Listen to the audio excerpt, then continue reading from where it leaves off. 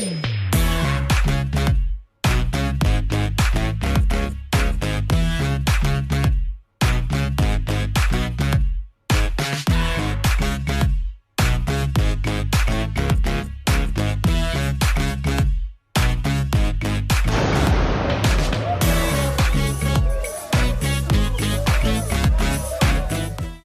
to this week's Indie Artist Music Hustle with Blonde Intelligence.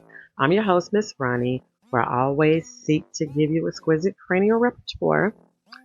This week is so much that has happened. There's so much that I could talk about, but I think I'm going to keep it kind of low this week. And from my list of things that I wanted to talk about, one thing stood out to me was I saw some other YouTube content creators making content about Tisa Tells.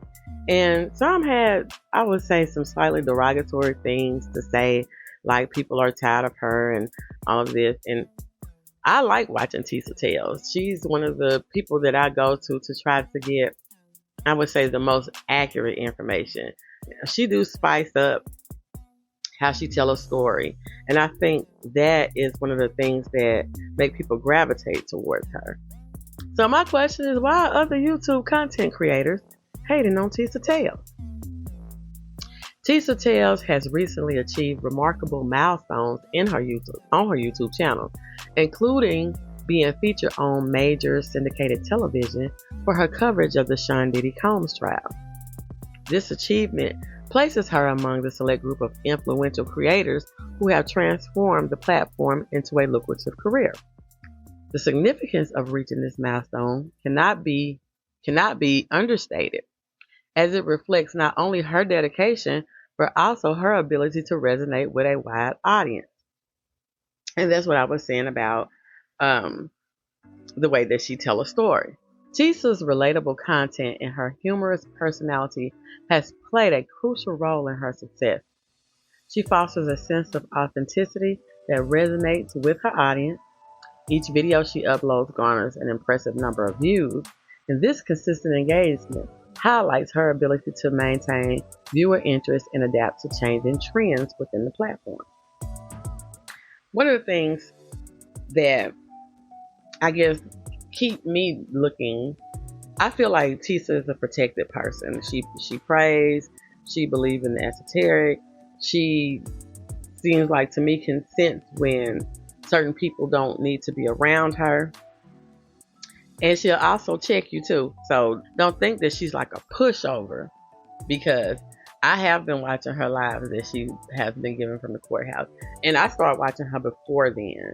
So all the milestones that she's reaching, I've been seeing. It has been fast-paced. The impact of Tisa's success beyond her individual channel, it has created a ripple effect within the YouTube community. Other content creators may feel a mix of admiration and jealousy towards her achievement. This duality stems from the challenges faced by many YouTubers striving to gain traction in a highly competitive landscape. Tisa's rapid rise to fame serves as a reminder of the disparity in audience engagement and monetization opportunities among creators. And in some sense, YouTube have tried to make it where, if you upload so many shorts and it's a lot of work. And I'm just being honest. I do not put the time into YouTube. I had an issue with YouTube when I was using a distributor, Videa, one time. I don't know if that's the correct name of, but that's what I'll call it. Videa, Videa, whatever you want to call it.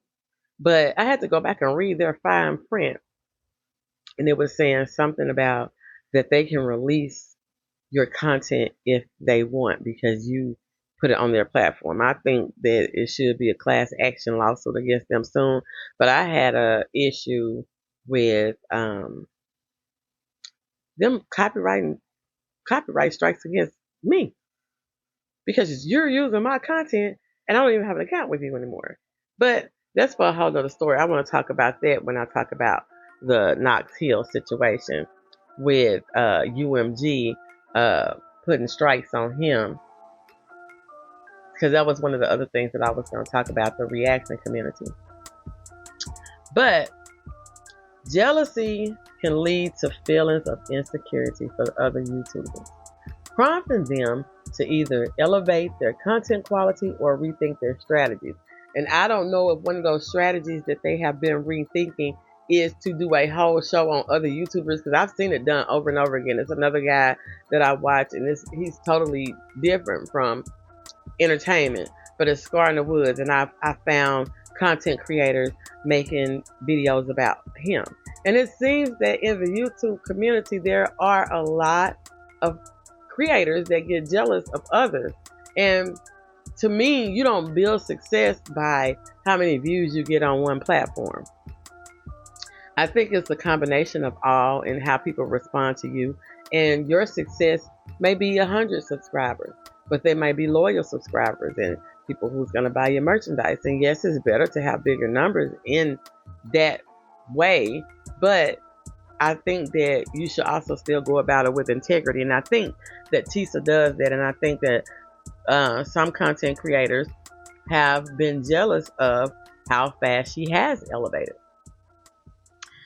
This competitive environment can be both a source of motivation and pressure. For some, it may inspire innovation and creativity, pushing them to explore new ideas and formats that can enhance their own channel. The pressure to keep up with successful peers like Tisa can be daunting for emerging creators. And not just emerging creators, because some of these shows that I've seen on YouTube where they were talking about her, to me, like I said, come from a sense of hating and being jealous, and not just from emerging artists. It's like people who've been out there and feel like they haven't made it as fast as she has. I mean, you have to also understand the content. Tisa is a pretty girl, so of course, I think that she would draw in the men who like to be on there. And then she's funny. So that's like an all around. And then the things that she talk about, and she's like, come in here, close the door, shut the door, tattletales, let me tell you. And not saying that she's perfect, because sometimes she stumbles over her words, and sometimes she may get something wrong, or when she offers her opinion. But that adds to the charm of the relatability of her.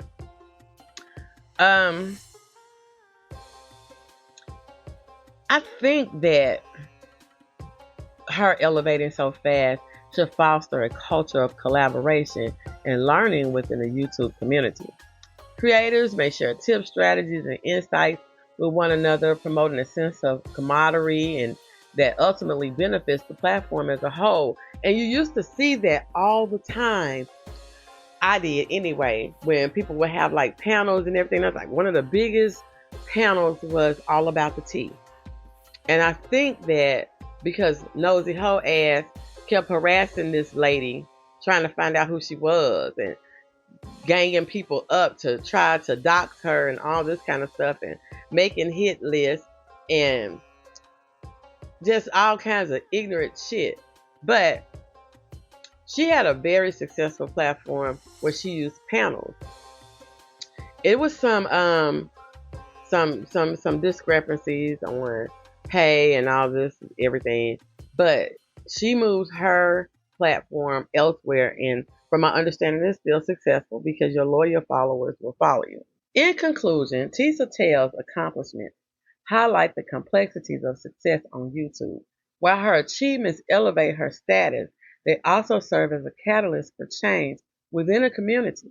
The ongoing challenge of standing out amidst fierce competition encourages creators to innovate, ultimately enriching the content available to viewers. So that's all I have for you. And I want to just leave you with, if a content creator is successful and you don't like them, it is not your duty to find other people that don't like them. That is called trauma bonding. And you are coming off as a hater. So if a person is shining, let them shine. Anyway, that's all I have for you this week. I may be back with something else. I want everybody to enjoy their 4th of July. But anyway, you can catch the podcast on all podcasting platforms. You can catch us on social media.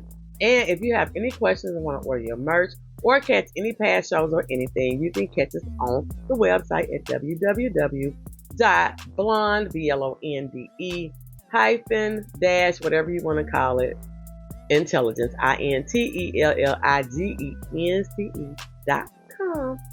And I'll see you next week. Bye. Hey girl, let me tell you about this podcast. Girl, everybody has a podcast these days. But this one interviews new and interesting indie artists. It's called Indie Artist Music Hustle with Blonde Intelligence. Really? Where can I find it? It's on all podcasting platforms, streams live on social media, and on rpentradio.com. What'd you say it was called again? It's called Indie Artist Music Hustle with Blonde Intelligence. Girl, I'm gonna have to check her out. Give it a check, girl.